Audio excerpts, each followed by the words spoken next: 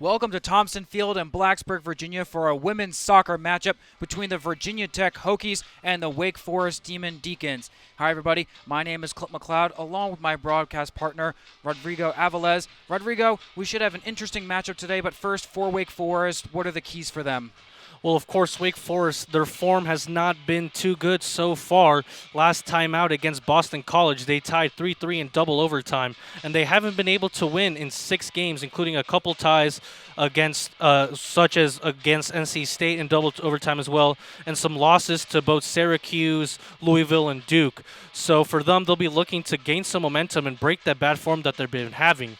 On the other hand, for Virginia Tech, ever since the injury of one of their best players, Emily Gray, who went down with the ACL injury against Virginia, they've been winless in 5 games. For them, they'll be looking to find the feet of Nicole Koslova, the redshirt freshman, who's been in excellent form since then. Exactly. Virginia Tech, after suffering that injury on Virginia, has been struggling to score. They were only able to muster 1 goal in their last game, and that did come off the feet from Molly Fahan. 2 goals. But they still ended up tying that game. Nicole Kozlova will be the key today. She's leading the team in goals, but she also can be a very dynamic playmaker. For Wake Forest, they have had five overtime matches this year, winless in all of them, 0-1-4, including 4 of their last 6 matches. Wake Forest has struggled in the overtime period, dropping a few, but mostly tying them. They need to keep the game in regulation as we are underway here in Blacksburg, Virginia, in order to have a chance. And the kick was controlled by Wake Forest, but sent out of bounds deep in the Virginia Tech sideline. Virginia Tech wearing all orange with the white lettering, including the orange socks. Wake Forest in their white uniforms. Wake Forest is going from left to right, and Virginia Tech, vice versa, going from right to left. And of course, to get to your point earlier, speaking of overtime, the Hokies have played in 3 straight, including the last time out in Raleigh, North Carolina, where they tied 1-1 with NC State, and the last time here in Thompson Field, where they lost 3-2 in overtime against Florida State. And Wake Forest now controls the ball, but is swiftly cleared out by McCarter, and it is controlled in the back line by Vicky Krug. We'll be calling her name a lot, the junior defenseman from Germany, as the ball is controlled in the middle by Wake Forest, but swiftly given away, while Madison Hammond is not able to control it, and Emily Carter, again, is able to control it, but a deflection goes out of bounds in favor of the Virginia Tech Hokies. So, Rodrigo, Virginia Tech struggling as of late. What can head coach Chugger Adair expect from their team, especially in the middle from Kozlova, and on the outside in Molly Fahan? Well, of course, as you said, Molly Fahan scored twice last week, and to put her tally up to 3, so she'll be continuing to look to get good form this season.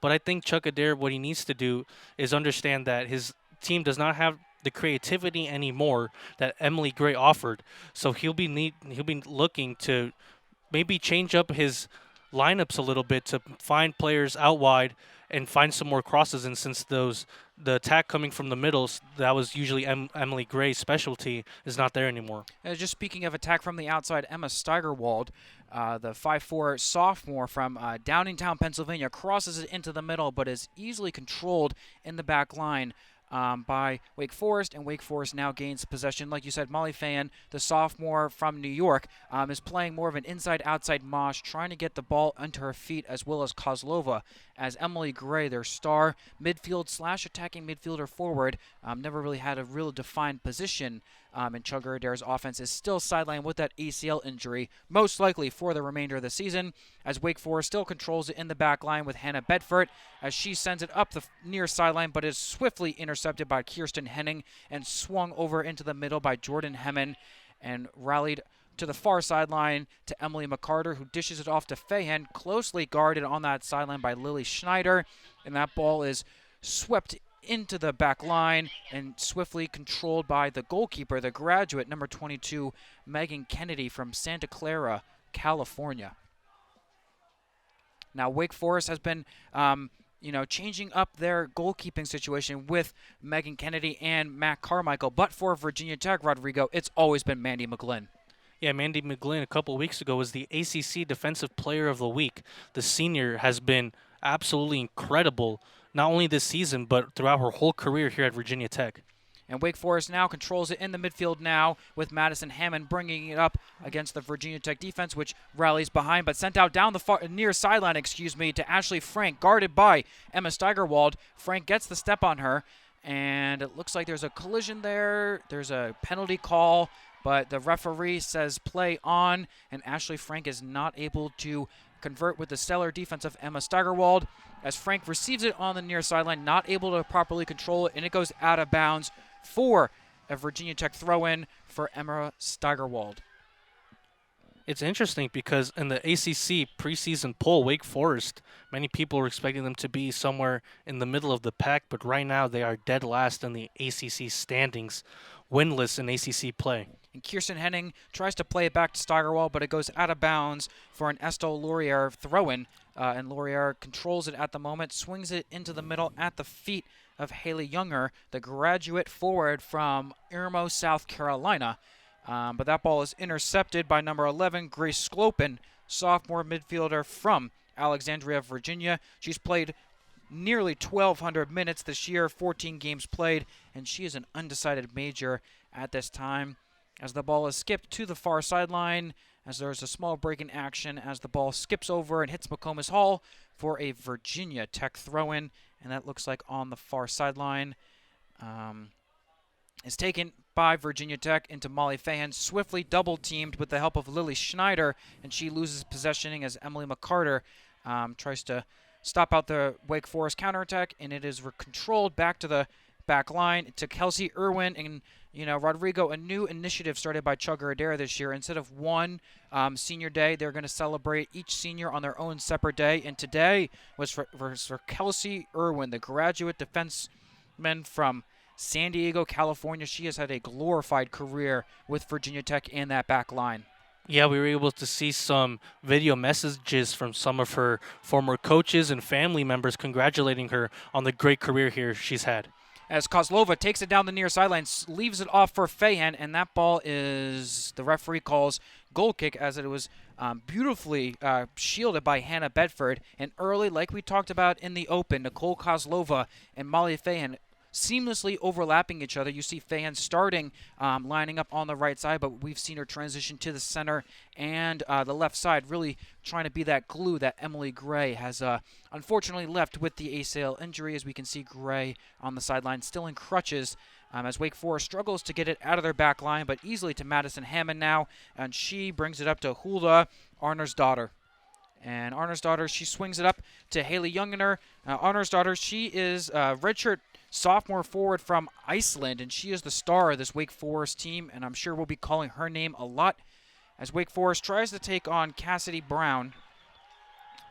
No, excuse me, not Cassidy Brown, that's Emily McCarter. As Fahan is now able to control it in the midfielder and lays it off for Michaela Mans, the senior from Pittsburgh, Pennsylvania. Yeah, to your point earlier, as you can see up top, it's mainly Kozlova and Fahan, with some other wingers getting out wide, some other players such as Steigerwald getting wide, trying to open up some more space for those two attackers up top. And Emily McCarter, the sophomore midfielder from Charleston, is able to control it on the far sideline. Emily McCarter, she plays a lot of minutes for a midfielder, nearly 1,000 minutes played already, so she is out there a lot for Coach Adair as the ball is swung into the middle, swiftly taken away by the Wake Forest defense, and a hard foul on the near sideline from Steigerwald, much to the dismay of the crowd, but it looked like she just kind of bodied up Ashley Frank on that one.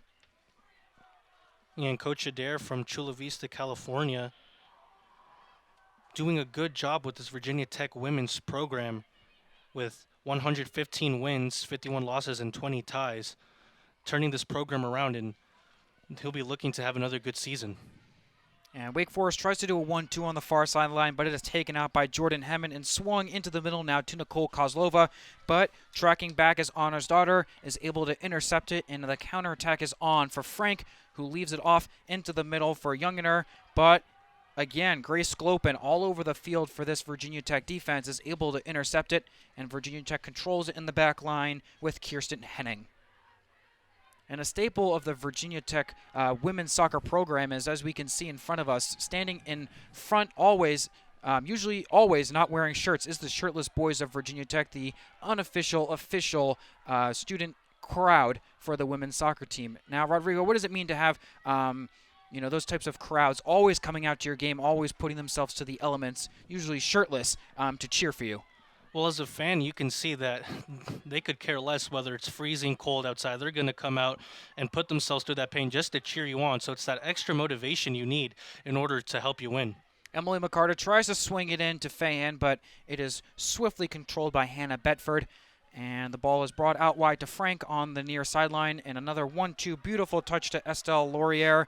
The ball is now intercepted on that one by Grace Sklopen in an attempt to reach Arnarsdottir again. Arnarsdottir, like we said, a redshirt sophomore from Iceland. She leads the team in goals with 7 goals, 2 assists on only 23 shots. She has 20 national caps for Iceland, and she has a twin brother, Odin. So, she's doing big things as a young career as a redshirt sophomore for her international team and for the Demon Deacons. As the ball is intercepted by Molly Fan in the attacking third, but then taken back again by Grace Jail. Beautiful recovery there by Jail. Fahan was able to step in front of it, but Jail able to recover it, and the Demon Deacons controlled on the far sideline in front of the Virginia Tech bench as Emily McCarter, and it appears on that far sideline, Michaela Mance are able to rally for the defense, as well as Jalen Thompson. Controlled in the midfield now by, Grace Jail. And Jail slows it down, is able to swing it out wide. And Wake Forest loses possession of this one after an errant touch as Jalen Thompson, the senior from New Jersey, is able to corral that one. Jalen Thompson, another one of those defenders that play a lot of minutes for Coach Adair. The back four, very few movement, a lot of senior and juniors, but a lot of incoming freshmen that have a lot of potential for Coach Adair. As this time, Wake Forest controls it in the midfield into the attacking third. A slow dribbler into the box, easily controlled by Mandy McGlynn. It looks like a corner that was attempted for Youngener that never really came to fruition for the Demon Deacons. And McGlynn is able to take her time with this one until the pressure arrives and is able to give it off on the far or near sideline to Kirsten Henning. Up to Molly Fahan in the center. A beautiful cross-court pass over to Emily McCarter. McCarter taking on one-on-one defender with Lily Schneider, and it looks like Schneider is able to get the best of her, able to use that strong 5'3" frame to send it out, but Jalen Thompson is able to rally to send it out of bounds for a Demon Deacon throw-in. So we're about 11 minutes gone here, 34 minutes almost exactly in the first half. What are your initial impressions, Rodrigo? So Virginia Tech doing most of the attacking, registering 2 shots on goal already, while the Demon Deacons haven't gotten a single one off.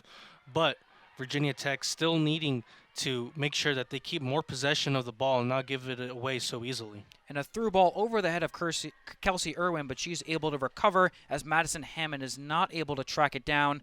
But again, as cleared, controlled by Arnarsdottir, and she tries to bring it into the teeth of the Virginia Tech defense with Nicole Kozlova and Henderson looming.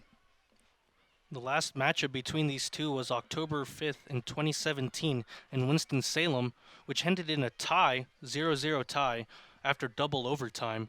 Both these teams having not won for Virginia Tech in over 5 games and for Wake Forest over 6. And they'll be looking that they don't get another tie tonight.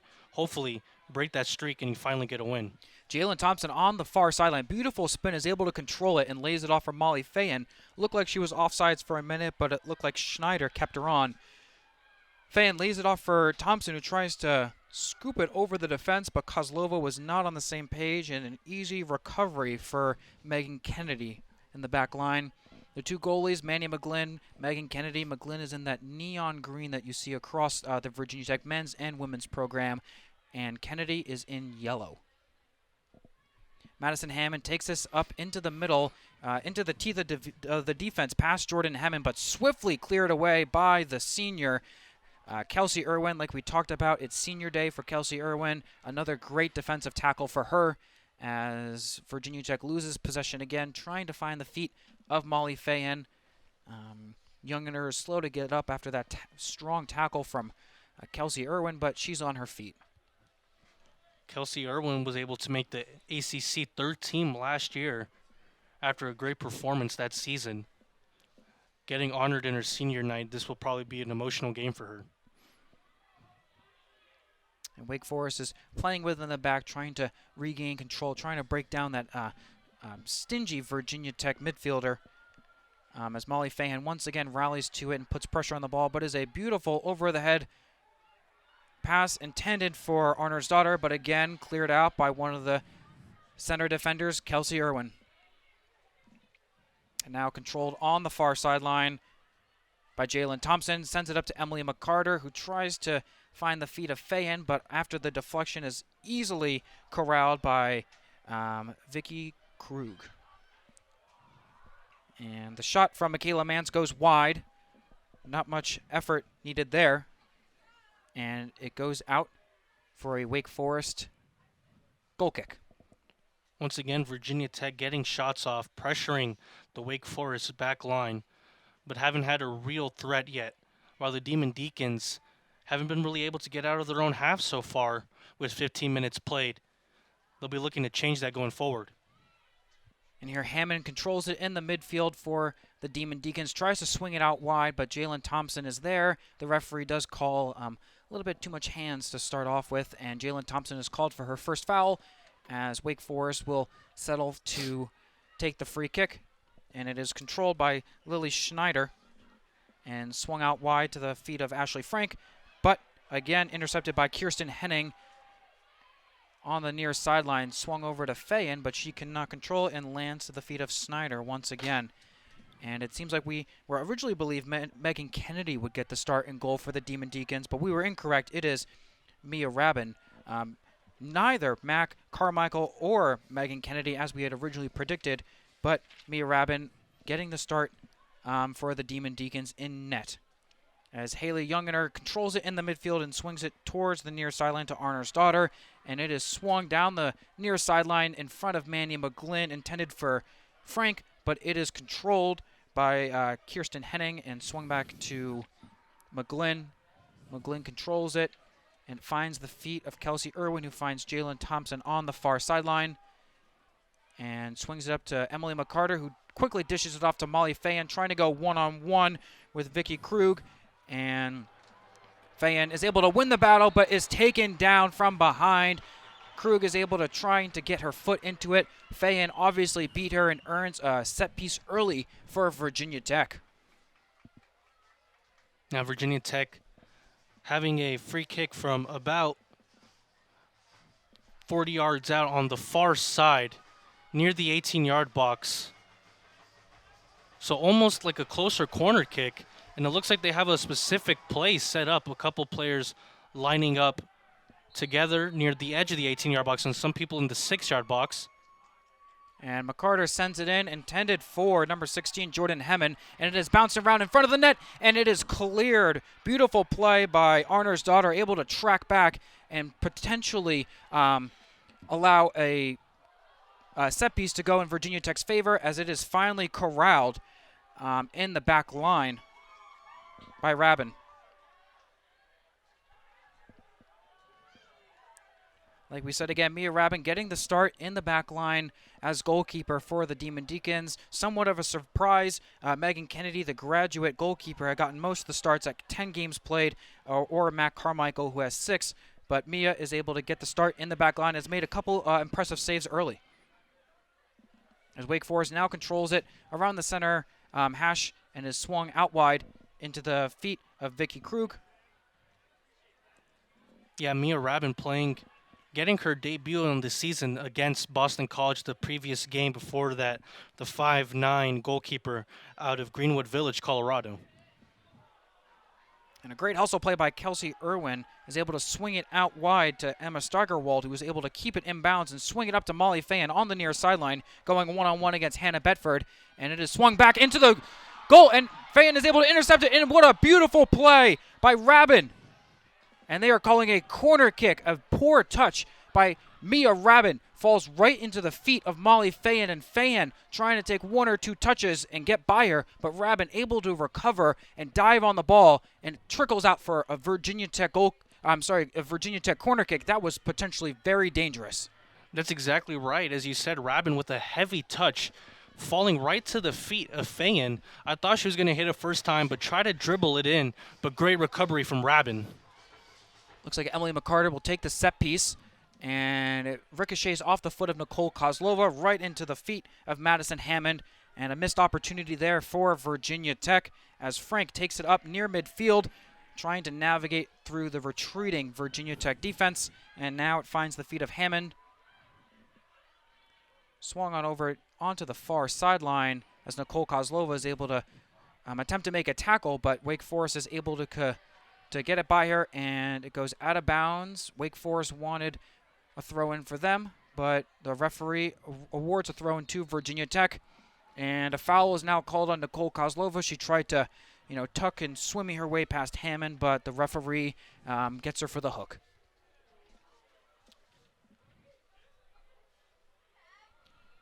So Madison Hammond, the senior defender from New Mexico, Albuquerque, will take this free kick about 10 yards into Virginia Tech's territory past the midfield line, and she sends it down into the box to the feet of Haley Youngener, but corralled by the Virginia Tech defense and swiftly taken out by Grace Sclopin.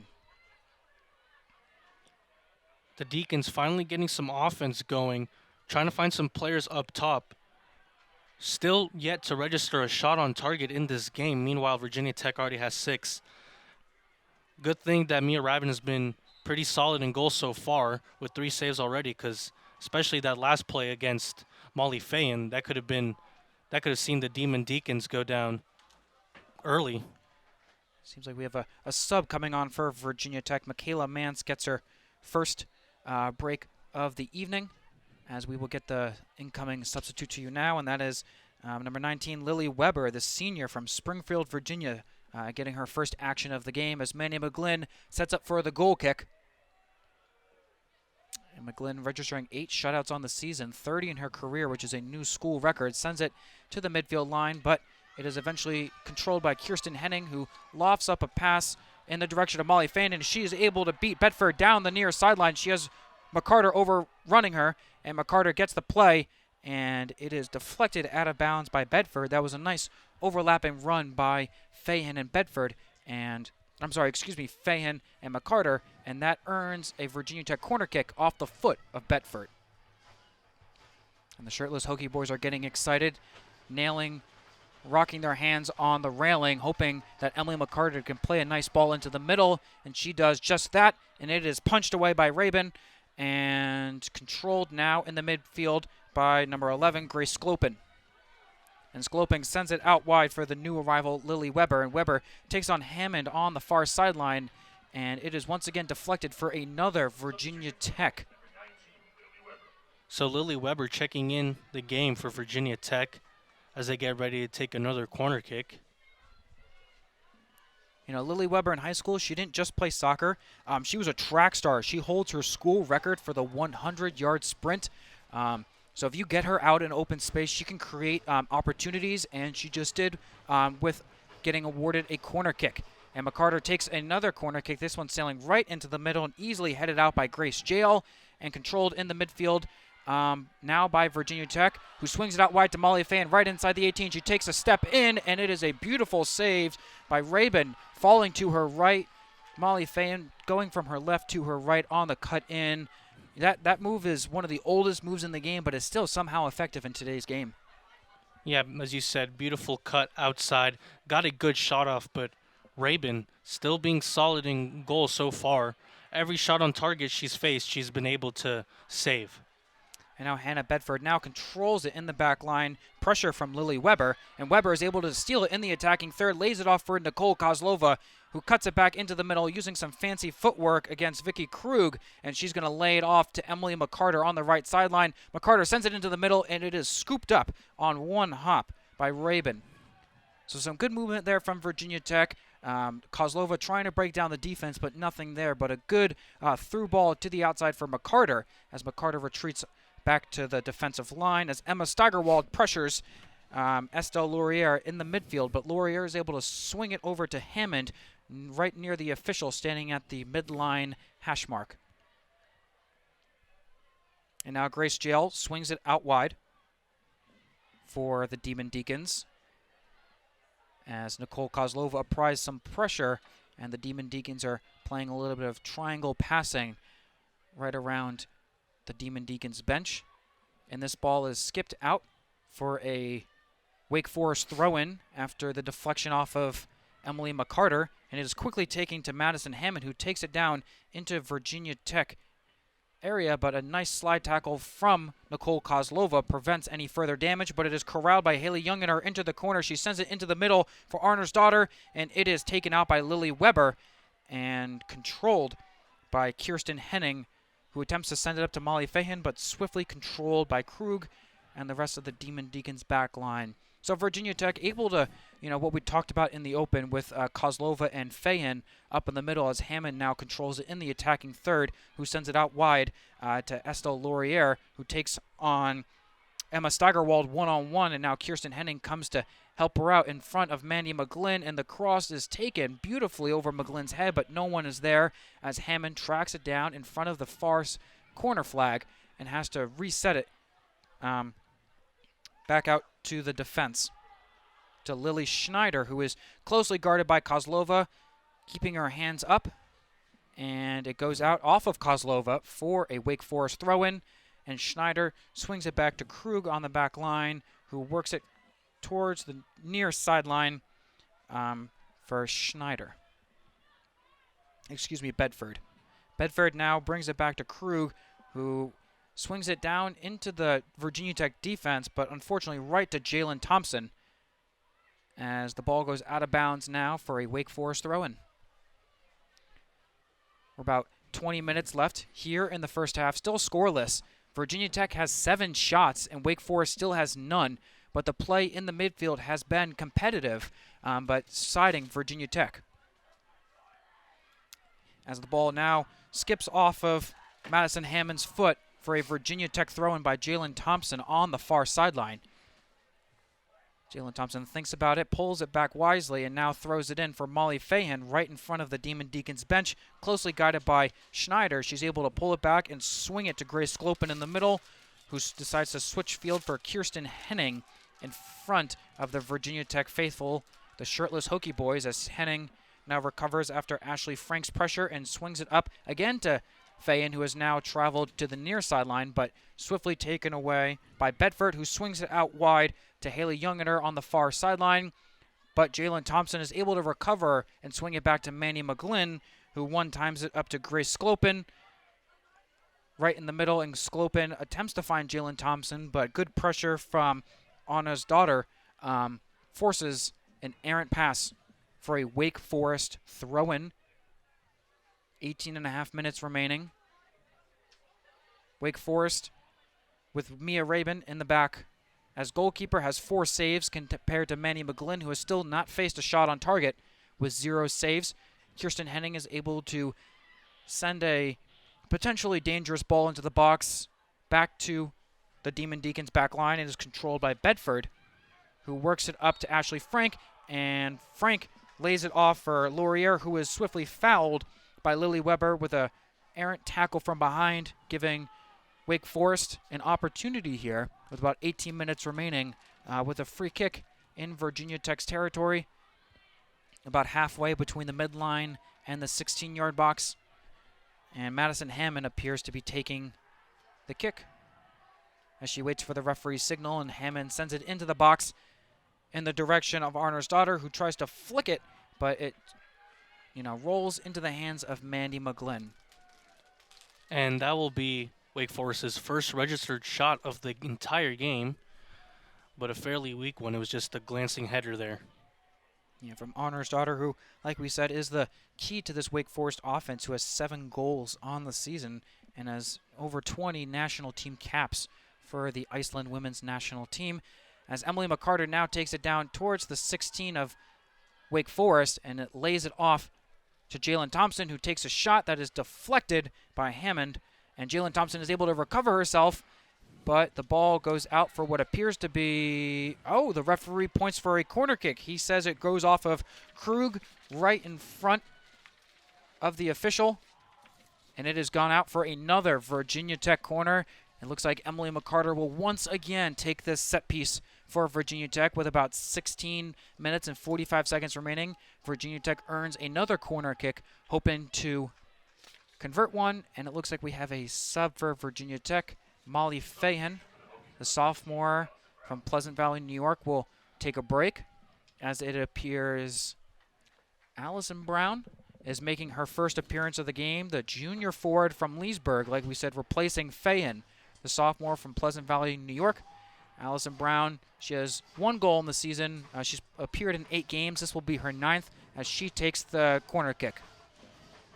Brown sends it into the middle, and Kozlova tries a half of a bicycle kick, but it is swiftly taken away by Wake Forest, but reset by Virginia Tech in the position of Emma Steigerwald. Steigerwald makes a move into the 16, goes down, is looking for a penalty call. The referee says no, and it trickles out of bounds for a Virginia Tech throw-in. That was a potentially very dangerous play by the Wake Forest defender.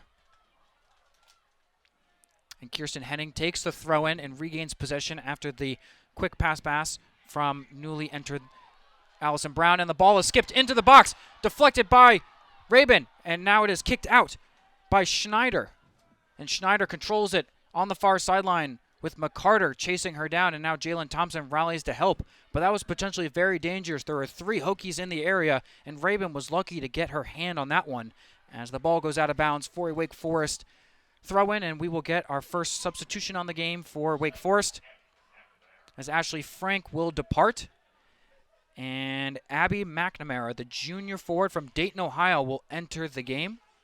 She has 2 goals on the season, and her grandfather and her uncle both played in the NHL for the Toronto Maple Leafs and the Buffalo Sabres, respectively.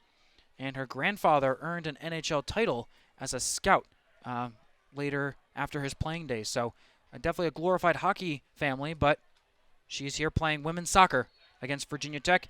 And Jalen Thompson is fouled on the far sideline and earns a free kick. So a very physical game early, Rodrigo. Yeah, it has been a lot of back and forth between these two teams. Virginia Tech looking solid in the midfield as well, trying to get some more passes going forward.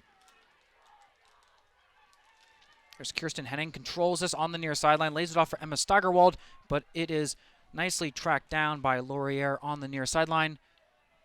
And it will go out for a Demon Deacons throw-in, and it looks like we have another substitution for Virginia Tech. It looks like Emily McCarter will depart for the first time today, the sophomore midfielder from Charleston, South Carolina. And it appears number 22, Bridget Patch, the senior forward from New York, will make her first appearance today, replacing Emily McCarter. As Mia Rabin controls the throw-in and sends it up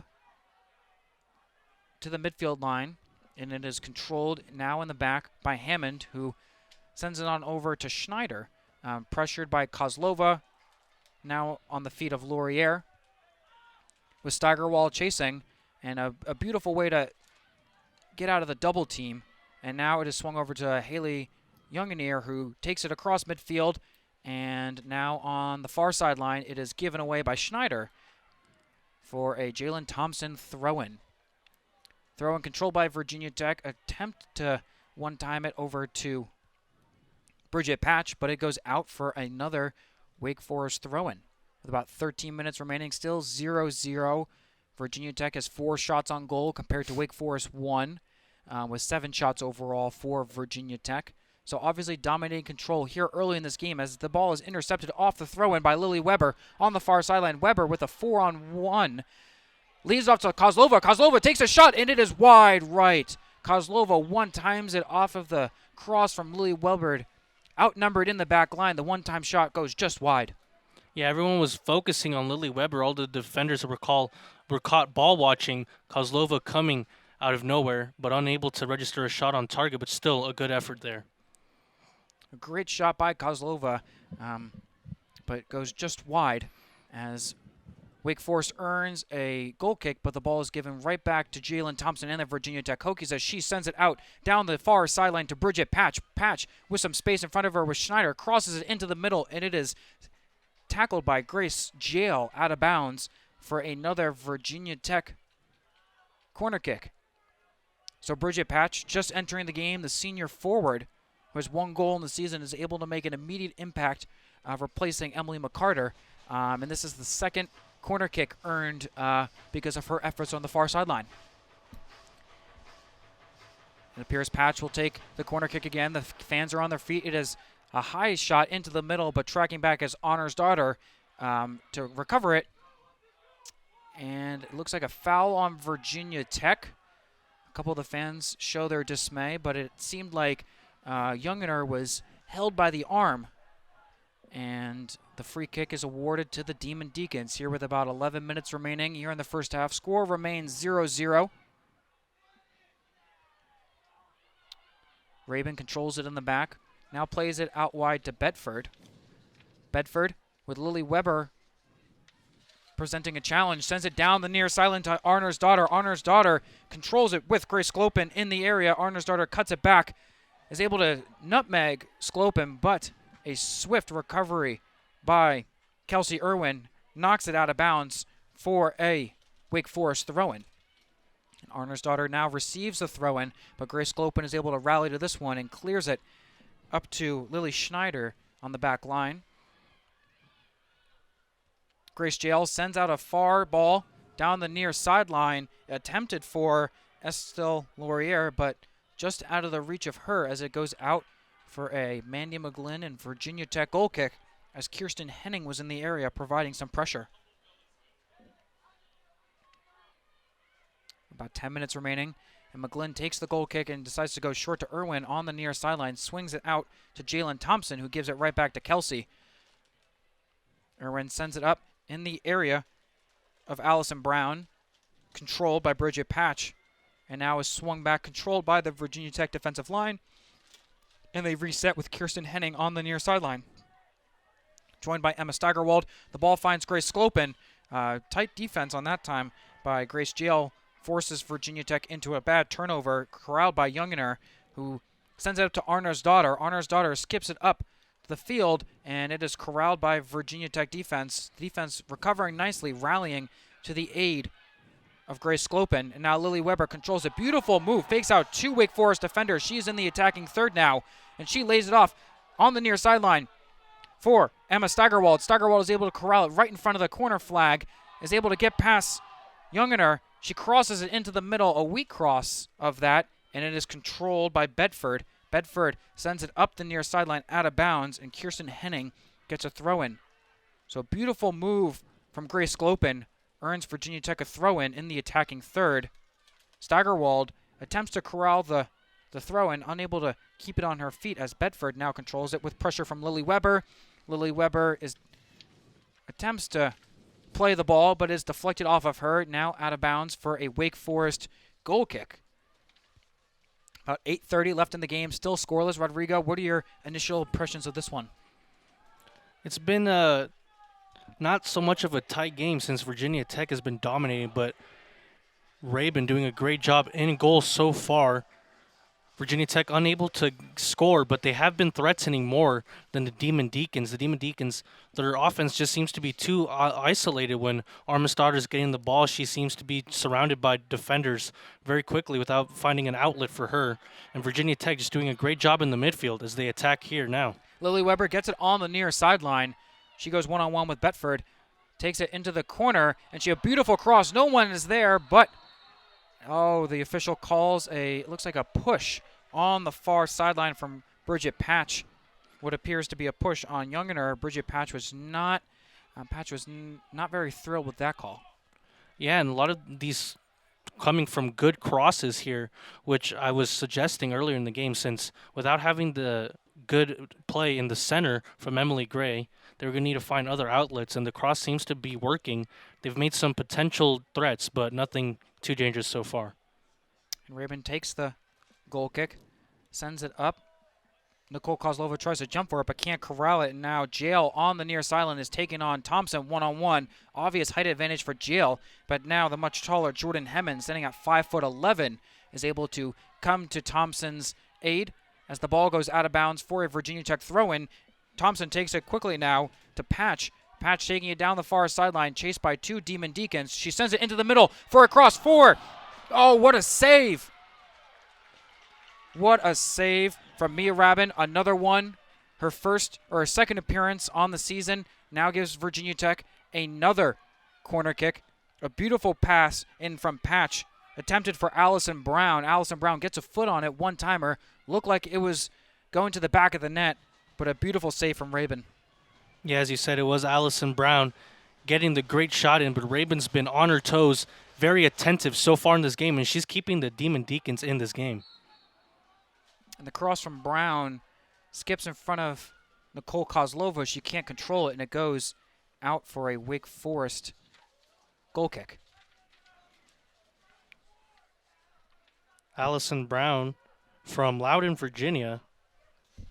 She played for Loudoun Soccer Club, and her team growing up was #1 in the nation in 2013. So showing her talent so far right now in this game since she's entered. Grace Clopen is able to control the pass from Steigerwald, but loses possession in the midfield from Jungener. And Jungener swings it out wide to Schneider, who plays it up. And the Demon Deacons are trying to get something going here with about 5.5 minutes left in the first half, but Sklopen is able to corral it for Virginia Tech. Now swings it up to Patch. Virginia Tech still playing with it in the back line. Now crosses it over midfield with Nicole Kozlova, and Kozlova draws a foul on the far sideline. And it looks like Jalen Thompson will take the set piece for Virginia Tech, about 10 yards past the half or the midfield line. And the set piece from Virginia Tech is sent down into the box. Beautiful kick on that one. And the header goes into the head of Jalen Brown, goes out wide to Steigerwald. Steigerwald takes it into the corner, crosses it into the corner, and it is shot by Kozlova, and it goes wide to the left. Another attempt for Kozlova goes wide, but once again, like you were talking about earlier with the crosses, Virginia Tech is able to find the feet of Nicole Kozlova. Kozlova unable to connect on target, but Steigerwald is able to put it we're in an area that she can succeed. Now Rabin takes the goal kick, and it is skying towards the near sideline. Intercepted by Steigerwald, and it looks like she's hooked to the ground, and that is a foul called on Laurier. Another set piece for Virginia Tech, as it looks like Kelsey Irwin will take this one. Took the last one as well. That was skied into the box. The crowd is getting a little rowdy now with about 4 minutes remaining, sniffing out a potential opportunity. Irwin sends into the box a high shot, and it is swiftly headed out by Jail. Hammond controls it, but an errant pass with Lily Weber in the area goes out of bounds in favor of Virginia Tech. Yeah, that was just great pressure there from Lily Weber to make the Demon Deacon defense panic. It looks like Carlista Heister replaces Nicole Kozlova with about 3.5 minutes remaining, as here Henning takes a throw-in into Brown, and Brown plays with it and quickly retreats it out to Grace Sklopen, who looks to switch the fields on the feet of Jordan Hemmen. Jalen Thompson controls it now on the far sideline, gives it up to Bridget Patch. Patch tries to send it into the middle, but sent out by Vicky Krug for a Virginia Tech throw-in. About 3 minutes remaining. Virginia Tech knocking on the door once again, hoping to convert before we enter the halftime break. Patch waving her players forward, now taking the throw-in. Now drops it, recollects it, and throws it into the box. Headed by Brown, now corralled. Oh, beautiful defensive play by Wake Forest, as Kirsten Henning is now able to control it to the feet of Lily Weber. Lily Weber now to Jordan Hemmen. Swings it out wide to Patch. Patch sends it into the middle, and it skips out of bounds for a Wake Forest throw-in right by the corner flag, as number 25, Carlista Heister, wasn't able to get her head on that one. The freshman from New York, one of the 3 recruits, newly recruits, freshmen or sophomores from the state of New York, as Wake Forest now controls it deep in their own defensive half. The throw-in goes the way up to number 7, Abby McNamara, newly arrived onto the pitch, but skips over to the other number 7, Kirsten Henning. And Henning controls it in the back with Kelsey Irwin and swings it to the far sideline with Jalen Thompson. Yeah, 3 players already recruited from New York for Virginia Tech, including Molly Fay and Carlista Heister and Bridget Patch. And, women's soccer, a growing sport here. Molly Fain winning the state championship in 2006 and having her school record, as we were talking about earlier, 86 goals and 50 assists, so both school records in New York. As the ball is now controlled by Steigerwald, who swings it over to Lily Weber. Lily Weber using her speed, as we touched on earlier, to get the ball over to the far sideline to Jalen Thompson. Jalen Thompson over to Bridget Patch. Patch going one-on-one on the far sideline, is able to cross it into the middle in the area, and it is swiftly headed out. But Steigerwald is able to control it before it goes out. Steigerwald is able to, a beautiful turn. She takes a couple dribbles in, takes a shot, and it is deflected out by the near post by Mia Rabin, who is playing unbelievable here in the first half. Under a minute remaining, Virginia Tech runs to collect it. And that's Heister, who attempts to get the corner kick in with about 40 seconds remaining, and she does. The corner kick is swept in. The ball is skipped around. It is headed up, and it is saved once again by Mia Rabin. It appeared a combination of players got ahead on that one, and we are about 30 seconds away from halftime, and Rabin is just taking her sweet time with it, hoping to run the clock down, and now plays the ball at her feet. Under 20 seconds now. Rabin still controls it with no pressure from Virginia Tech, and now she sends it up to the near sideline in the area of Arnersdottir. Now controlled by Kirsten Henning, under 10 seconds remaining, and she sends it deep into the Wake Forest defense, and it looks like we are going to head to halftime. 0-0 as Jalen Thompson tries a last-second shot, but the buzzer has gone off. It remains 0-0. Virginia Tech has controlled the majority of the half. Rodrigo, if you're Chugger Adair, what is your message to your team? My message to the team would be, hey, just keep it up. We're knocking on the door. Mia Rabin is playing an excellent game. She has 7 saves so far, but the shots have been there. The offense has been there for Virginia Tech, whether it's Emma Steigerwald or Molly Fayen or Nicole Kozlova. They've been playing great. So if I'm Chugga Adair, I'm saying, listen, guys, we're doing a great job. Just keep it up. The goal will get there soon. Now, what about on the other side for Wake Forest? Tony DeLuz, your team is struggling, outshot by Virginia Tech 12-1, only one real effort on frame. How do you, try and create some offense and work through Arnersdottir? You need to get Arnersdottir some players who can play around her. She's too isolated when she gets the ball up top, whether it's Grace or Laurier, who are out wide. They need to find a way to get in closer for when the Demon Deacons are attacking. It's just too empty up there, and it's showing in these stats with only one shot on target, and it wasn't that dangerous either. So defensively, you need to shapen up a bit. Mia Rabin's keeping the Demon Deacons in this game so far, but overall, almost everywhere needs to be adjusted, the midfield and the offense as well. Exactly. So as we head into halftime, it is 0-0 for Rodrigo Aviles. I'm Clint McLeod. Thank you for joining us on 3304 Sports. We're going to take a quick break, but we'll be back with some more halftime analysts. Welcome back to Thompson Field for Clint McLeod, Rodrigo Aviles for 3304 Sports. It is still 0-0 at halftime. Rodrigo, what are your thoughts on the first half? The first half could be summed up by Virginia Tech dominance, whether it was the shots, 12 shots on target, 12 shots, 7 on target for Virginia Tech, while only 1 shot the whole half for Wake Forest. Wake Forest edging out in possession 52-48, but most of the time it's been Virginia Tech pressuring up top, getting the shots off, and Mia Rabin really keeping the Demon Deacons in this game so far. Exactly. She, this is only her second game of the year, and she has 7 really crucial plays. But for the Demon Deacons, they didn't really sub out that much in that first half. Only 1 substitute, Abby McNamara, compared to 4 for Virginia Tech. So how can, 9 out of their 10 field players played the full 45 minutes? How can that, take a toll on you in Virginia Tech? It's not like they're fully fresh, but some of their attacking players like Kozlova and Fayen will be coming back to start the second half. It's going to be tough for the Demon Deacons, as you said. Both Kozlova coming back in, as well as Fayen, who got some rest. They were taken out, while Wake Forest, only 1 player, Ashley Frank, was able to get substituted throughout the whole game. It was Abby McNamara who came in. Of course, they're coming from the halftime break, so hopefully they'll be rejuvenated because they have been lacking in this game, and they'll be looking to turn that around. I know neither team wants to go away with a tie this time. Of course, the last time they played, it ended 0-0 after double overtime. So both teams will be looking to win and snap their winless streaks at the same time. As we're under a minute here until the start of the second half, Rodrigo, if you guys were here earlier for 33:04, we were covering the men's soccer game, finished up 2-1 in favor of Virginia Tech.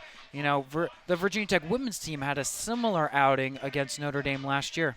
Of course, today on October 18th in 2018, the Virginia Tech women's Hokies defeated the Notre Dame Fighting Irish 2-1. And as you said earlier today, the men's defeated Notre Dame 2-1 as well. So very similar, the same exact score on the same exact day, except different teams. But interesting to see nonetheless. Yeah, so, a little deja vu here. The men's team getting the same victory as the women's team did a year ago, as we're just about ready to start the second half. But for Virginia Tech, they had 12 shots, but they weren't able to convert on any of those plays. What do they need to do differently to find the back of the net? I think that they're just going to need to get some smarter shot selections. There was a couple times where they could have had the shot where they wanted to take an extra touch or dribble, and some other times where they took the shot instead of making a pass to a teammate that was in a better position. But overall, I think they're doing well. They're getting the shots that they need to get. But it's Mia Rabin who's doing a great job in goal, 7 saves so far. And it's going to take a lot more to break through her. It looks at the usual lineup for Virginia Tech coming back out. Emily McCarter returning from the bench, as well as Molly Fayen. But a surprise in goal for the Demon Deacons. We talked about Mia Rabin, how good she did in the in the first half. But Megan Kennedy, the graduate goalkeeper from Santa Clarita, California, gets the start for the second half. She is, no underclassmen, but still a surprise for the Demon Deacons after switching things up from Rabin, as we are underway here in the second half, 45 minutes, still 0-0, as both teams are looking to avoid overtime, as Virginia Tech controls the opening kick to start the second half with Grace Sclopin. And already an early foul as Grace Sclopin runs into the defender of Madison Hammond, and the head official calls a penalty in the favor of Virginia Tech, and it looks like Kelsey Irwin will once again take this set piece from about, halfway between midfield and the 18. Kelsey Irwin can easily reach the 18, which she does. She sends it into the box, and it is headed up in the air by the Demon Deacons by Hammond. And it still has not been corralled yet, but finally Youngener is able to clear it on the far sideline. Goes out of bounds for a Kirsten Henning throw-in. Virginia Tech controls it on the far sideline by Emma Steigerwald. She's able to cross it into the middle for Fayen, and it is not able to control by Fayen. She had a foot on it, wasn't prepared for it, and it goes right into the grasp of Megan Kennedy. As we touched on, she is replacing Mia Rabin after half. Mia Rabin had an outstanding first half, keeping the Demon Deacons in the game, tallying over 7 saves, but Coach Tony DeLuz turns to his graduate goalkeeper in Megan Kennedy. Yeah, Megan Kennedy making a career-high 7 saves against Virginia over a month ago in September. Looked secure in her first bit of action after the touch there from Fayen in the box earlier. And Virginia Tech controls the ball for the moment, but Nicole Kozlova loses the ball. But after an errant pass from Laurier, it is controlled again by Virginia Tech on the far sideline, once again by Kirsten Henning. Per usual for the Virginia Tech, the back line of Jalen Thompson, Kelsey Irwin, they played the entire 45 minutes, but so did Emma Steigerwald and Kirsten Henning, who were playing more of an outside back, outside midfielder.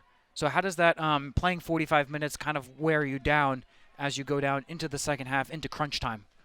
Well, of course, they are very fit to be playing at a collegiate level, but of course, playing 45 minutes at a time can be a strain on anyone. I think the halftime was good, to rejuvenate them. But I think the defense has been solid throughout the game. They haven't been facing too much action. Of course, the seniors such as Jalen Thompson, Kelsey Irwin, Lily Weber, Bridget Patch, they've been in this situation before. So it's not It's nothing new to them to play in these games all 90 minutes possibly. And Molly Fan gets the ball down in the corner, and after having it stolen away, she just, it seems like, bear hugs number 28, Sophia Rossi, new to the game, the redshirt sophomore, the midfielder from Akron, Ohio. She has no goals but 2 assists on the year as she draws the penalty from Fayen as the ball is kicked out of bounds from Schneider, trying to control it on the near sideline for a Jalen Thompson throw-in. In the attacking third, again it goes to Fayen, who was once again double-teamed with the help of Rossi, but now Jalen Thompson controls it, sends it to the far box. Nicole Kozlova tries to get ahead on it, but it just trickles to Megan Kennedy. This will be her 11th appearance this year. She has 28 saves, 14 goals allowed, and her record is 3-4-2, and she has 2 shutouts. And she sends a high boot right to the center line. It appears mistimed by Jordan Hemmen, but nonetheless, Emily McCarter corrals it and sends it back to Hemmen, and she swings it out wide to Kelsey Irwin as Virginia Tech appears to settle things down in the back line, trying to gain more control as Kelsey Irwin sends a through ball down the middle of the field intended for Grace Sklopen. And Sklopen is not able to get there in time as Kennedy once again corrals it. We touched on Sklopen, has played over 1,200 minutes this season, a very active member for Chugger Adair. As Wake Forest controls it on the far sideline with Emma Steigerwald applying some pressure on Laurier. Arna's daughter has to track back to help, and she thought about sending it out wide to Rossi, but Jalen Thompson is able to deceive her as Arna's daughter loses possession and the ball finds its way to the feet of Mandy McGlynn. McGlynn was named 2019 All-ACC preseason first team, obviously for the position of goalkeeper, one of the best the ACC and the country has to offer, tallying top 100 in total saves this year as the ball goes out of bounds, much to the dismay of Emily McCarter. Thought it was still on the line, but no, says the official on the near sideline. And Lily Schneider controls it right in front of the ruckus Hokie faithful, the shirtless boys and girls. Schneider now controls it after the pass from Laurier. Irwin is able to clear it up in the direction of Lily Weber, but now controlled by Hemmen. Hemmen boots it over her head, intended for Fayen. Fayen applies some pressure onto the back line of Betford, but Betford is not concerned with it as she's able to corral it and send it back towards Grace Sklopen. And Grace Sklopen now remains in control as Virginia Tech looks to settle down in possession as Kirsten Henning sends it up and intended for Nicole Kozlova, and Kozlova is able to get a touch off to Sklopen, and Sklopen takes a rebound right back into the chest, and she's going towards the goal, crosses it in for Fayen, and that cross is too long as Megan Kennedy gets her hand on that one, so another opportunity for Virginia Tech goes to the wayside. Yeah, Virginia Tech continuing almost the same tactical strategy from the first half, trying a lot of crosses, trying to find either Kozlova or Fayen in the middle. This time unable to find the intended target. And a beautiful move by Younganier in the midfield, and now she draws a harsh foul from Lily Weber.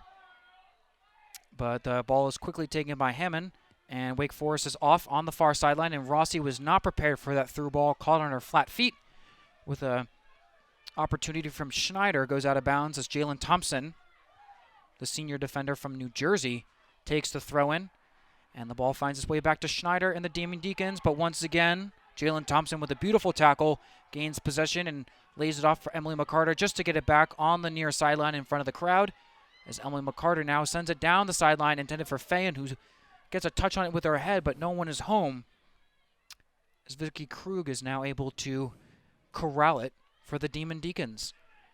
We're about 8.5 minutes gone here in the second half, as Wake Forest now takes the ball up with Arner's daughter, but headed out by Kozlova is now retrieved by Arner's daughter and sent out to Hammond. Hammond sends it out near side over the head of McCarter to Rossi.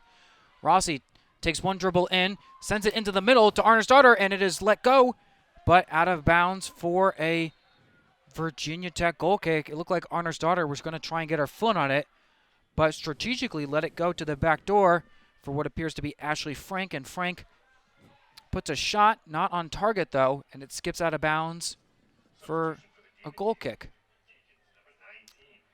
And the Demon Deacons will go to a substitution. Lily Schneider out, and what appears as Lyndon Wood, the freshman midfielder from Raleigh, North Carolina, makes her 4th appearance of the season as Fahan and Kozlova control the ball in the midfield for Virginia Tech. Kozlova takes it down the near sideline, lays it off for McCarter.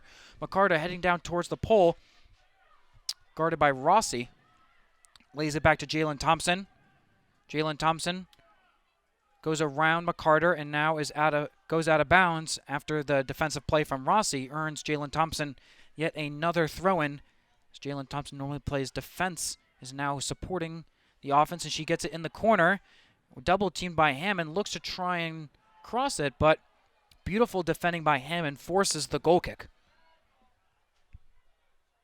So we're about 10 minutes gone, more like 9 minutes, excuse me, here in the second half. Rodrigo, we touched on in the halftime report that Virginia Tech needs to find some more smarter decisions. Do you feel like they have found those positions so far? Not yet, but I feel like they've slowly been piecing together a good offense. They seem to have slowed down since their attack in the first half when they were pressing the Demon Deacon line into their own half. But since then, they haven't been able to create too much of a threat so far. The game is a little bit more wide open, neither team dominating so far as Kozlova has the ball. Kozlova takes a shot from outside the 18, and it was able to thread between two Demon Deacon defenders before Megan Kennedy is able to make a save on one hop. That ball almost looked like a knuckleball off the foot of Kozlova. Both of these teams made it to the NCAA tournament last year. The Demon Deacons struggled in conference play, but played the 4th hardest schedule in the nation, and they earned a bid to the NCAA tournament, where they defeated Ohio State and the 10th-ranked West Virginia Mountaineers. And after the season, star Bailey Feist was selected in the 2nd round of the NWSL draft. As Virginia Tech earns a free kick and plays it quickly down the far sideline to Fahan, controlled by Bedford. Fahan was able to win the ball back, crosses into the middle off the deflection, and Kozlova was in the area, but it took a difficult bounce right into the arms of Megan Kennedy. So Virginia Tech, going quickly off of the set piece, is able to come up with yet another opportunity in the area of Nicole Kozlova. Kozlova has 5 goals on the year, hoping to add a 6th for the Hokies, as the Demon Deacons now are getting some headway here in the midfield, as it is swung outside to Rossi, the new arrival. And she controls it in front of Emily McCarter on the near sideline and swings it up to Arner's daughter, but loses possession, and now Nicole Kozlova in space, but the ball is too far out in front of her, unable to control it, and finds the feet of Rossi over to Hammond. Hammond sees an open player on the far sideline and swings it out wide, and the Demon Deacons will look to reset. The Demon Deacons have been doing a good job so far of keeping the possession of the ball.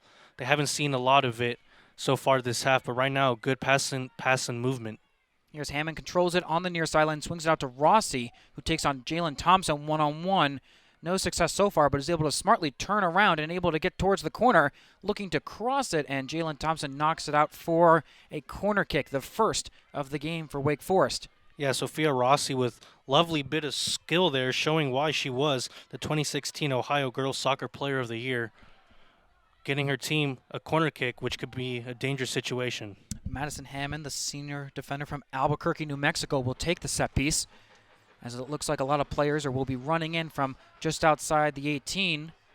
And Hammond decides to play it back to the feet of Estelle Laurier. Laurier sends it into the middle, headed out by McCarter, and now Fahan is in transition. Only 2 players to defeat. The goalkeeper is out of position, but Fahan does not see it. She is running back, and Fahan is able to swing it out wide to Kozlova. And after a potential penalty, the official says nope, and we play on with McCarter. It was a great tracking back by Younginier to break up Fahan's run. Kozlova takes it to the corner on Hammond, able to get the first step, but good recovery by Hammond to deflect a possible cross. And now Rossi controls it, but is stolen away by McCarter on the near sideline. McCarter sends it into the middle, but nobody is home for Megan Kennedy. Corrals it, and You know, we talked about in the first half, Virginia Tech dominated shots, but the possession pointed the way of the Demon Deacons. Yeah, the Deacons having 52 compared to the 48 that Virginia Tech had. And right now they sent a lovely ball up top, but it was unable to reach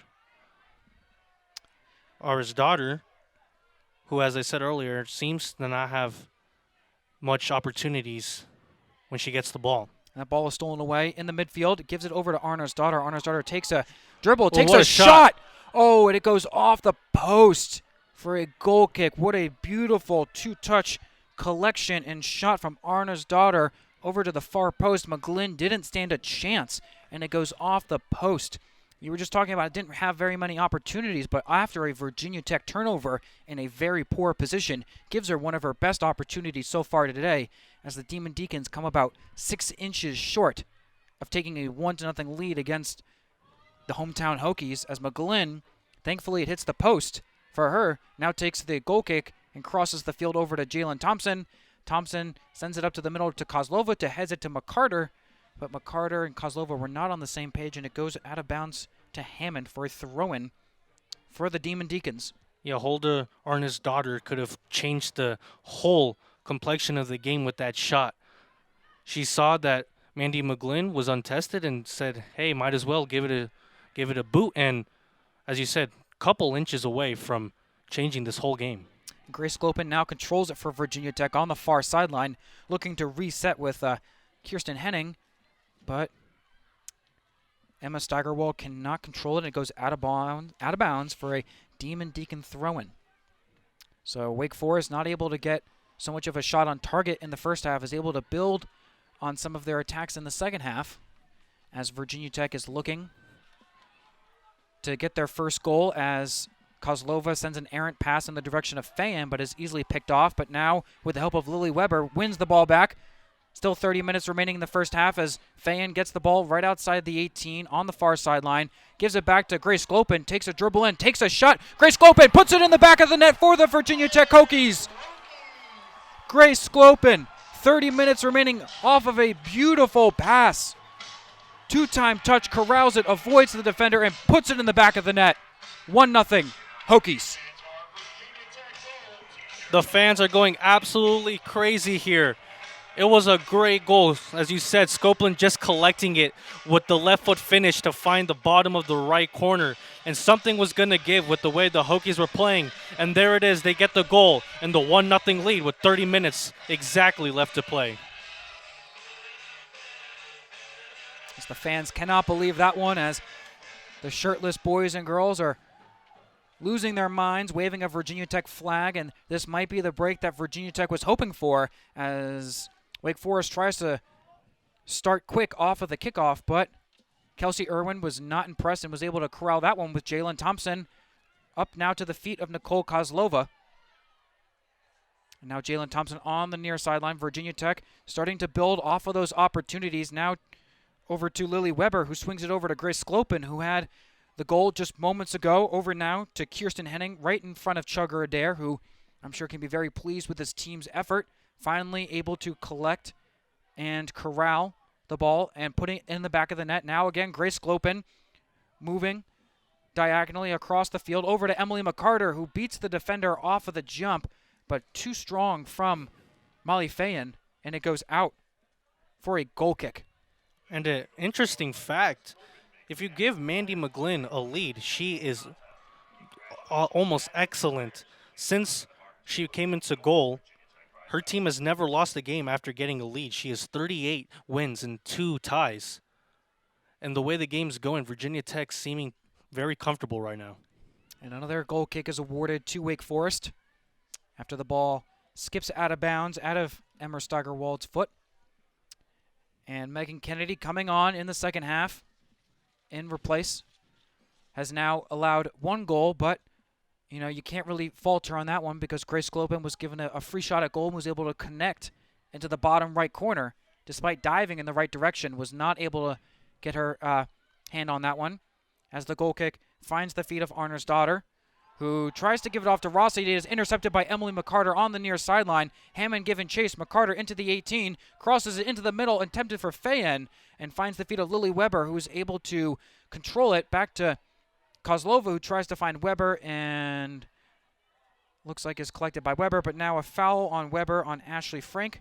The sophomore forward from Florida has lived in Germany, Alaska, and Italy. Her father is a CW3 in the military, so we thank him for his service and his continual service to this country. But Ashley Frank, the 5'2 sophomore, has 1 goal and 1 assist and was named the number 15 player in Florida coming out of high school. But now Molly Fayen controls it in the midfielder, the sophomore from Pleasant Valley, New York. And it looks like a foul is awarded to the Demon Deacons, and Grace Glopin cannot believe it. As it appears, Hannah Bedford, the 5'11 junior from Charleston, South Carolina, is slow to get up. Seems nothing serious, just tying her shoes after getting awarded a free kick. About 27 minutes remaining. Virginia Tech leads this one 1-0. For 3304 Sports, I'm Clint McLeod, along with my broadcast partner, Rodrigo Alvarez. Hammond controls it in the midfield, sends it up to new arrival, Abby McNamara, returning to the game. And she sends it out wide, a beautiful pass. And it is corralled by Laurier, but given away now to the foot of Kirsten Henning, but Henning cannot control it as Ashley Frank is able to rally to Laurier's help. Now number 19, Lyndon Wood, who we remember came on a couple minutes ago, is able to control it over to Hammond. Hammond now, fierce pressure from Faye, and is able to give it back to Vicky Krug, and the Demon Deacons will reset on the far sideline. Yeah, the Deacons are going to need to change how they're playing right now if they want to get back into this game. They've done a good job this half. They're doing better than they did in the first half. Of course, Arna's daughter having that great shot earlier in the game. But they will need to see this possession lead to more opportunities up front. As Hammond sends it down over to McNamara, who will take on senior graduate Kelsey Irwin. She cuts it inside, but sends it over to the far sideline, intercepted by Steigerwald. Steigerwald has a head of steam, but the ball is too far out in front. It seems like she's clutching her midsection after taking a tough shot on the corner. But now Grace Glopin is able to rally to her defense and clear it out for a throw-in, as Steigerwald is still hunched over, putting her arms above her head. It looked like just got the wind knocked out of her. Yeah, she seems to be fine. She's just walking it off. I mean, we all know that one of those footballs to the stomach will hurt you, but it looks like she will recover. It's Grace Glopin on the far sideline defending Arna's daughter. A cross comes into the middle, but able to deflect it out by Irwin. A poor pass from Fayen at that leads to a Demon Deacon set piece right outside the 18. I'm sorry, that wasn't Fayen. That was Steigerwald that made the errant turnover. And now it appears Sophia Rossi will be looking to take this set piece about 9 yards outside of the 18. And Manny McGlynn is directing the 4-person wall as Kirsten Henning goes out wide. Yeah, it was Ashley Frank trying to get the shot off, but seemed like she got clipped there by Steigerwald. And Rossi puts it on net, and oh, what a beautiful save by Manny McGlynn, falling to her left, able to get her right hand up and poke the ball over the crossbar for what could have been one of the most dangerous opportunities for the Demon Deacons off the foot of Sophia Rossi. Yeah, that was a beautifully placed shot there by Rossi near the top left corner, but McGlynn showing why she was the ACC Defensive Player of the Week and why she has the school record for shutouts. And now the cross coming in from Hammond into the box, and McGlynn punches it out and now finds the feet of Rossi. Rossi tries to one-time it, but her hips weren't squared, and it skips over to the far sideline again to Hammond. Hammond trying to take on Henning one-on-one, crosses it into the middle, and Kelsey Irwin is able to take it out. Oh, and we've got an advantage played after Fayen was taken out, but Kozlova maintains possession up to McCarter. She's fiercely outnumbered, so she looks to pull it back. Fayen thankfully is on her feet after getting undercut unintentionally. But Emma Steigerwald takes it to the far sideline, double-teamed now by Frank and Laurier, and it goes out of bounds for a throw-in, and it looks like the official is having a conversation with Youngineer about the previous play, and it looks like we have a couple substitutions for Virginia Tech. Emily McCarter and Molly Fahan depart as Carly Johnson makes her first appearance of the game, and returning to the game is Bridget Patch. But Carly Johnson, the sophomore forward from Keller, Texas, she has 1 assist. She has appeared in every games this year as this ball is sent to the far post, and that's Patch, and she can't corral it. But back to Carly Johnson. She was the first Virginia Tech freshman last year to lead the team in goals and points scored since 2013, and that was Muriel Tiernan. So Johnson, coming off of a successful freshman year, looks to build upon the 1-0 lead as she enters the game for the first time, as Bridget Patch controls this ball in the attacking third and sends it over to Lily Weber. Lily Weber dances around, tries to find the foot of Kozlova on the outside, but Kozlova was not in a correct position to receive it. But after the ball is cleared by the Demon Deacons, Grace Sclopin recovers it and sends it back to Kirsten Henning, who swings it to Kelsey Irwin. Finds the feet of Kozlova. Kozlova keeping her head up, looking for a player. Finds Patch on the near sideline. Patch takes it to the corner, crosses it into the middle, but beautiful stop by the Demon Deacons. But Patch is able to save it and gives it another shot, deflected out of bounds by Hammond for a Virginia Tech corner. About 21 minutes remaining here in the second half. Virginia Tech still narrowly holding on to a 1-0 lead. McGlynn has seen a lot more work so far in this half. 2 saves compared to 0 in the first half, and 2 of those, saves, if not made, could be Demon Deacon goals. Yeah, and that's not counting the shot that hit off the post either. So still a game to play here for both teams. Wake Forest will look to get back on the scoreboard. Patch sends it into the middle, and the ball is headed out by the Demon Deacons as Jalen Thompson finally corrals it around midfield and sends it back to Kirsten Henning, who swings it out wide to Emma Steigerwald, but it is well over her head for a throw-in. And it looks like we will have a substitution for the Demon Deacons.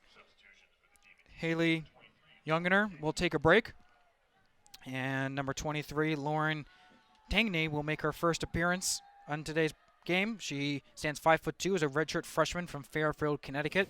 She has 1 assist on the season and was ranked the number 67th prospect in the nation coming out of high school, and she is majoring in finance. So like we touched on upon halftime, the Demon Deacons had only made 1 sub in the first half, and that was McNamara, but already in the second half you're seeing a lot more movement. So if you're Tony DeLuz, what's your plan for attack?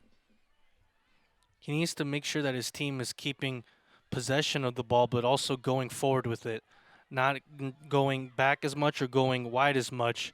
With 20 minutes remaining, they will need to make sure that they get up top and find their key playmakers such as McNamara or Honest Daughter, who have not been contributing as much in this game as they would like. As Carly Johnson gets the ball now, Carly Johnson stands at 5'9", swings it out wide to Grace Sclopin, who stands at 5'3", and Sclopin dances around with it and is able to send it out to Kirsten Henning on 1 bounce and plays a little give and go and gets it back.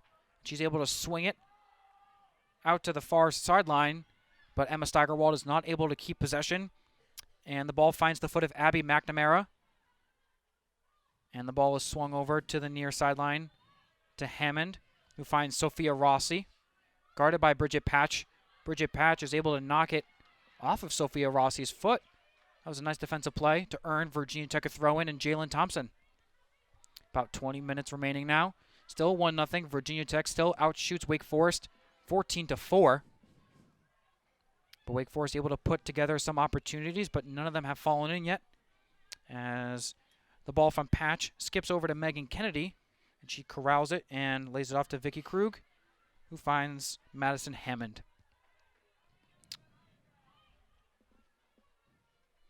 Wake Forest is still trying to find their first win in the ACC this year. They're 0-3-3.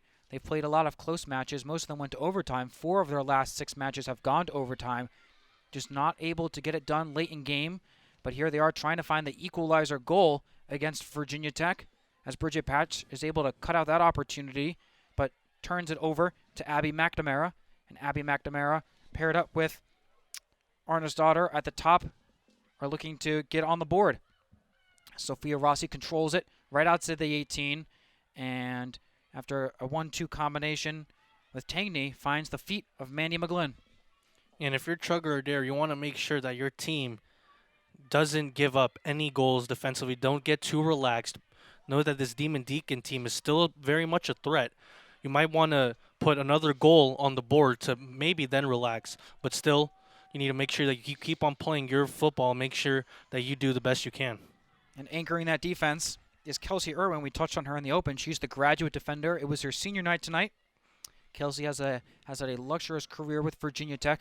So paired up with Jalen Thompson, Jordan Hemmon, and what appears to be Kirsten Henning is also hanging back there. Makes up the 4 for Virginia Tech as they try and keep the Demon Deacons off the board and secure the 9th shutout of the year. As Nicole Kozlova takes it down into the 18, crosses it into the box, but it is ricocheted out for a Virginia Tech corner, and the Virginia Tech will bring a sub on. And it appears Michaela Mans will be returning to the game, the senior forward midfielder from Pittsburgh, Pennsylvania, replacing Nicole Kozlova. Michaela Mans did not score in 2018, but already has 3 goals in 2019, really upping her production for Coach Adair. As the cross is sent into the middle, and it is controlled by Arnersdottir, who just pokes it out to avoid pressure. And Grace Clopin controls it, finds the feet of Emma Steigerwald. Steigerwald tries to take it to the corner against Hammond, who has been solid so far, but Steigerwald is able to find enough room to make a cross, and it is deflected out by Lyndon Wood. And now it finds the feet of Kirsten Henning out onto the far side to the newly arrived Michaela Mance. Michaela Mance cannot get past the defense, and it is controlled up to Abby McNamara at the top of the key, who lays it off for Arnersdottir. Arnersdottir outnumbered, and it looks like she'll have to reset. In the moment Arnersdottir gets the ball, she's surrounded by 3 or 4 Hokie players, not giving her many options up top. She'll need to connect more with Sophia Rossi and McNamara, who are out wide, but need to come in a little bit more. And the ball is sent out wide by Kirsten Henning. Finds Grace Clopin. Advantage is called, but Grace Clopin is able to control it and sends it out wide to Bridget Patch on the near sideline. Bridget Patch controls it, takes one dribble, sends it into the middle, and a beautiful diving save by Megan Kennedy to prevent Carly Johnson from tapping it in, who was left wide open right behind her. So Megan Kennedy, coming on here in the second half, is able to prevent another goal being put up by Virginia Tech. About 15 and a half minutes remaining. Virginia Tech leads 1-0, and that's their 15th shot registered of the game. And another save for Kennedy. Kennedy now controls it in the back line. Virginia Tech is deciding not to put pressure on her immediately, and she sends it out wide to Hammond with Bridget Patch in the area, and it sails over Hammond's head, who was very displeased with the attempt for a Jalen Thompson throw-in.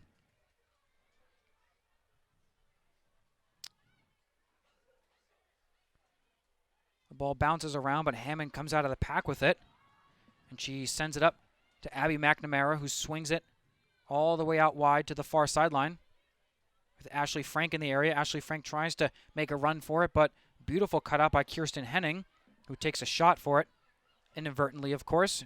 Henning fell to the ground and is slow to get up, but after adjusting her shin guard, she is good to go. And now Vicky Krug controls it for the Demon Deacons. 14 and a half remaining. Still Virginia Tech 1, Wake Forest 0. Thank you for joining us for 3304 Sports. We are happy to have you here for Game 2 of the doubleheader. Virginia Tech, the men's team, was able to come from behind and defeat Notre Dame 2-1 at 5:30, and now the women's team is looking to complete the same as the ball goes out of bounds off of Jalen Thompson. There's some nifty handles from Sophia Rossi for the Demon Deacons, and it looks like 2 players are coming in for the Demon Deacons. Number 2, Haley Youngener, and number 9, Grace Jail. Looks like we'll replace Ashley Frank and Abby McNamara. So Youngener joins Arnersdottir at the top. And Grace Jayla will also enter the game, as now the ball is now controlled by Jordan Hemmon and the Virginia Tech Hokies on the near sideline. And Hemmon tries to find Carly Johnson, but it is taken away by Krug. Krug sends it into the middle on a dangerous ball, and Lily Weber cannot get there in time.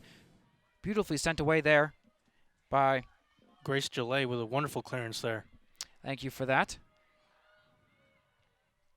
As Gillet, newly arrival, and the ball is sent out of bounds in favor of Virginia Tech.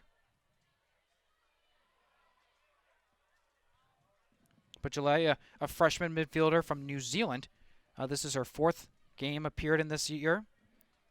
She started against Boston College, Syracuse, and Louisville, so not a lot of playing time against non-conference foes, but in the recent 4 to 5 games, she has seen a lot of action against some quality conference teams. So for the freshman, this can go a long way. Yeah, she's been solid in the back, as we saw just moments earlier. A great tackle to keep Virginia Tech from having a very dangerous situation as the Demon Deacons attack. Over to Laurier on the far sideline, defended by Henning. Tries to take on Henning one-on-one. Crosses into the middle, headed out by Jalen Thompson. And last touch, it appears by Henning. So a throw-in for the Demon Deacons, about 12 minutes remaining. As Let's Go Hokies chant breaks out here with the crowd. Virginia Tech still leads 1-0, but Wake Forest knocking on the door once again. The throw-in is controlled by Laurier. Sends it back out to Bedford. Bedford earns herself a corner off the foot of what appears Emma Steigerwald. And another set piece for the Demon Deacons. Virginia Tech is bringing all 11 players into the box, including Mandy McGlynn. Definitely playing prevent defense. As it appears, the Demon Deacons will send up 4 or 5 in sequential runs coming from the 18. And the cross is sent in from Hammond in the direction of Arner's daughter, and she cannot control it as it is slapped out by Carly Johnson and Michaela Mance. But now controlled by the Demon Deacons in the midfield by Sophia Rossi. Rossi one-times it into the middle, a high kick.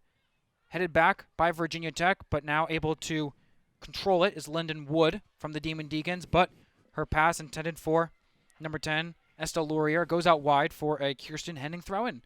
So Virginia Tech bending there for a little bit on some of the opportunities, but not breaking, as Jalen Thompson led defense with Kelsey Irwin is able to clear the ball, as Michaela Mance now controls it, but gives it away to Hannah Bedford. And Hannah Bedford on the far sideline sends it to Haley Youngener, newly returned for Abby McNamara.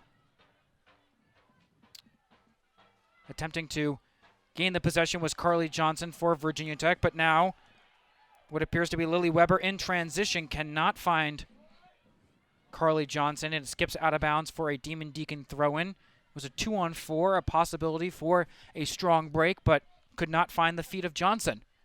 As now Bedford controls it on the far sideline and sends a clear up, which is easily handled by Irwin and controlled up to Grace Sclopin, who is able to fight through some contact and find Michaela Mance, who sends it out to Carly Johnson, chasing Bedford out, who has to clear it under pressure for a throw-in for Virginia Tech, and it appears another sub for the Hokies. Looks like Nicole Kozlova coming in. And it might be, Michaela Mance coming out of the game. So for the last 9 minutes of the game, one of Virginia Tech's best players coming back in, hoping to do some more damage and seal this game away. Michaela Mance did exactly what Chugga Adair needed her to do. She helped control the midfield as the cross is sent in the direction of Lily Weber, but is broken up by Honor's daughter, who now controls it in the midfield. Chased by Jordan Hemmen, going diagonally across the field, and now draws a foul to the much dismay of Grace Sclopin. But like we said, Michaela Mance checking out was able to provide some offensive opportunity, but Manley was able to help deflect some balls out of the defensive area. But now Nicole Kozlova, the redshirt freshman, born in Toronto, Canada, but now is returning from an ACL tear, and this is kind of like her revenge season, if you would like to call it. Has 5 goals and 2 assists, leads the team in goals. And she also assisted on Virginia Tech's only goal last week against NC State, as this ball is sent into the middle for Arna's daughter. She is not able to connect with that one. That was a beautiful play by Sophia Rossi, but Manny McGlynn is able to secure it, and that might have been one of the best opportunities today for Arna's daughter. Yeah, Arna's daughter unable to get the touch, and it looked like maybe even Laurier would be able to get there, but scooped up by Mandy McGlynn, who's been solid this whole season. as the temperature starts to dip right around below 50 degrees. The shirtless fans in the front row are still cheering loud and proud despite the temperature drop. It was 61, 62 degrees earlier when we broadcasted the men's soccer game, which were able to defeat the Notre Dame Fighting Irish 2-1 on a come-from-behind victory with a PK and a couple other exciting opportunities, so make sure to give that broadcast a listen. And now Jordan Hemmen is able to keep the ball in on an impressive clear up to Nicole Kozlova. Great defending over there by the Demon Deacons, rallying to it, and the ball finds the feet of Megan Kennedy. Tracking back to Nicole Kozlova. She was born in Canada, Toronto to be specific, but she also plays internationally for the Ukrainian national team a couple weeks ago, returning from assignment. A potential bright young star who unfortunately last year suffered an ACL tear and was out for the year, but now making some headway this season. And now without Emily Gray, Chugger Adair needs to turn to Kozlova more than anyone would have expected, as Kozlova has not registered a goal on the board, but has been an integral part of this Virginia Tech offense. Yeah, and as well with the absence of Emily Gray, Molly Fayen really stepping up. As we were talking about earlier in the broadcast, last week she had 2 goals to go along with her 3 assists this season. So she's been stepping up as well, and the absence is one of the stars on this Virginia Tech team. As Grace Glopen lays it off to Emma Steigerwald, who sends a high-arcing shot into the middle. Beautiful play by Megan Kennedy coming off her back line and quickly distributed it over to Sophia Rossi on the near sideline, defending by Nicole Kozlova. Good pressure by her, forces an errant pass intercepted by Jalen Thompson, who then turns and skips it over to Bridget Patch. But Madison Hammond is able to break it up, and the Demon Deacons control it in the midfield, going from right to left here in this second half. Now controlled on the far sideline, right in front of McComas Hall here on the beautiful campus of Virginia Tech. We are at Thompson Field. About 6 minutes remaining on this Friday evening, about 9:47 p.m. local time, as Sophia Rossi now controls it on the near sideline, defended on that side by Bridget Patch. Hand-to-hand combat results in a foul for the Demon Deacons, and Bridget Patch is none too happy with that one. What'd you think about that one? It looked tough. Both players had their arms over grabbing each other, but it looked like Patch might have pushed her on a little bit on the replay. I think the ref got the right call on that one.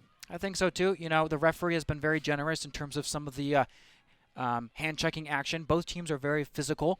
Virginia Tech, definitely relies on that in the back line, potentially undersized, as now Wake Forest now takes the set piece over to Sophia Rossi. Rossi sends it into the middle, a high-arcing shot. Manny McGlynn, beautiful save off the back line, punches it out. It's still bouncing around in the middle of the defense. Kelsey Irwin controls it and clears it out to the far sideline. That was a beautiful play by Manny McGlynn. Yeah, and Laurier going down in the penalty box, raising her hands, wanting a penalty, but can't see too much in that situation. The ref didn't see it either. So a throw-in here for the Demon Deacons with about 5 minutes left in the game. Exactly like you said, the throw-in goes to Haley Youngnier, the 5'8" graduate freshman. Forward, the grad student, and this ball is sent over the head of Manny McGlynn for a goal kick, as McGlynn gets a much-deserved rest with some water, as 2 Virginia Tech Hokies are clear to check back in. It appears Carly Johnson and Bridget Patch come out, as Emily McCarter and what appears to be Molly Fayen check back in. So Fayen playing the point at the top, the lone forward, flanked by Jordan Hemmen on the close sideline. On the outside, we have Emma Steigerwald, and clogging up the middle once again is Nicole Kozlova. As Manny McGlynn looks to take the goal kick with about 4 minutes and 50 seconds remaining. Out to Hemmen, who flicks it over to Fayen. Looking to make a lateral run, is able to control it. But a beautiful pass back from Krug gives Kennedy a opportunity to clear it out, but right to the feet of Steigerwald. Steigerwald is able to control it. Has some space in front of her, takes it down to the corner, now double-teamed. Attempts to cross it into the middle, and is not able to control it. As great rallying defense from the Demon Deacons. So despite Virginia Tech dominating the play of action for most of the game in terms of possession and shots, but the Demon Deacons have really defended well, only giving up 1 opportunity despite over 15 shots. Yeah, and I would attribute that to Mia Radin's wonderful first-half performance, where she had over 7 saves, most of them very crucial, and she kept the Demon Deacons in this game. And that's no slander to Kennedy, who's done a wonderful job as well. Just Skloplin had a great finish off her shot, and she got her angles completely perfect, like Euclid. Just calculated them super nice, right in the bottom corner. Here's the Demon Deacons are now in transition, looking for some opportunity at the feet of Laurier. Finds Arna's daughter, is able to fake out one defender, but rallying defense from the Hokies once again is able to stop the star for Wake Forest. Now Molly Fan on the far sideline is able to get ahead of steam. The quick sophomore midfielder / forward from New York takes it down into the corner with about 3.5 minutes remaining, as it looks like Virginia Tech is trying to burn some time as Fan is back to the goal, fighting for position, but surrenders a goal kick. 3 minutes remaining. It looks like Virginia Tech is dropping one back defensively. Jordan Hemmen can be seen now with about 5 defenders back. Virginia Tech is now trying to, as some would say, park the bus. Yeah, as you said, around 3 minutes left, and the Hokies trying to get their 10th win of the season. They haven't been able to do that since 2011, and they've only done it twice, in 2004 and, as I said earlier, in 2011. So just a couple minutes away from securing their 10th win of the season and getting their second win in ACC conference play. And this ball is skipped up to Molly Fahan, but beautifully cleared by the defense for a Virginia Tech throw-in. Virginia Tech is looking for another bid to the NCAA tournament. Last year they made a Sweet 16 run. Improbable of that. They received an at-large bid. They were able to sneak past the 17th-ranked Texas Longhorns 1-0, and then again Arkansas in penalty kicks to advance to the Sweet 16. They finished as number 23 in the nation in the national polls, and this was only the 4th time ever that the Virginia Tech Hokies were in the Sweet 16. So a very successful year for Chugger Adair, and hoping to build off of that. As you said, the Virginia Techs are 2 minutes away from double-digit wins, as the Demon Deacons are now trying to hustle, as a goal kick has been awarded to Megan Kennedy. Kennedy sends it flying from right to left, but easily controlled by Fahan, who lays it off. Nope, she decides to keep it herself, but now finally lays it off to Emily McCarter on the right sideline. McCarter now decides to take it towards the corner, and will attempt to play 1-2 passing with Molly Fahan as she sends it into Nicole Kozlova, battling for position, falls down, but the referee says no, as Kozlova gets up in a hurry in an attempt to cover in transition, as Sophia Rossi gets the ball, sends it up in the direction of Arna's daughter, but beautiful recovery by Hennon, kicks it out. We are at a minute and 15. Virginia Tech leads 1-0, trying to hold on. Now Wake Forest is starting to push some offensive players up, as it appears the ball is now sent up and corralled by Molly Fahan past midfield. And a hand-to-hand checking goes against Fahan, as the ball is called in favor of Wake Forest for a penalty kick. I'm sorry, just a penalty. It is quickly taken now on the far sideline. Going up against Steigerwald is Betford. Betford is trying to gain position, but beautiful defending from Steigerwald forces a throw-in. We're under 40 seconds remaining, and the Demon Deacons are pushing hard. Only 2 players left on defense, and of course, Kennedy still in the box, but hovering closer to midfield. Now starts to drop back as Virginia Tech has earned a throw-in. No rush here with 25 seconds remaining. Virginia Tech still leads 1-0.